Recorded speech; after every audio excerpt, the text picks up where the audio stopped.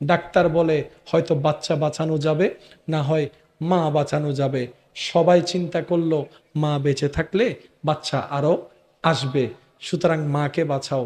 সবাই বলে যে মাকে বাঁচাও, শ্বশুরি বলে মাকে বাঁচাও, দাদি নানি বলে মাকে বাঁচাও, স্বামী বলে মাকে বাঁচাও। ডাক্তার এবার মাকে জিজ্ঞেস করে, সবাই তো আপনাকে বাঁচাতে বলছে, আপনার মতামতটাও আমার একটু শুনতে ইচ্ছা করছে। মা বলে যে খবরদার, কারো কথা শুনিয়েন না, কারো কথা শুনিয়েন না, কারো কথায় কান দিয়েন না, কারো কথায় মন দিয়েন না। যে যাই বলুক, ডাক্তার গো আপনি আমাকে না, আমার সন্তানকে বাঁচান, আমার সন্তানকে বাঁচান, আমার সন্তানকে বাঁচান। জগৎ বলে মাকে বাঁচাতে, মা বলে সন্তানকে বাঁচাতে। ও মা, তোর কি বাঁচতে ইচ্ছা করে না? বলে যেতে করে, কিন্তু সন্তানকে মেরে আমি বাঁচতে চাই না, আমি সে মা হতে চাই না। কারণ আমি সূর্যের আলো দেখিনি, আমি আমার সন্তান সূর্যের আলো দেখেনি।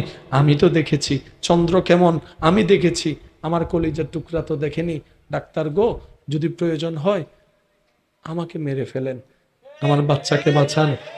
ও মা, পেটে থাকতো এত কষ্ট করলি আমাদের জন্য, জান মরণের সেই প্রশ্নের মধ্যে তুই মারে আমার পক্ষ নিয়ে তুই নিজে মরতে চাইছিস রে মা। দুনিয়াতে আসার পরে সে মার আর আরাম নাই।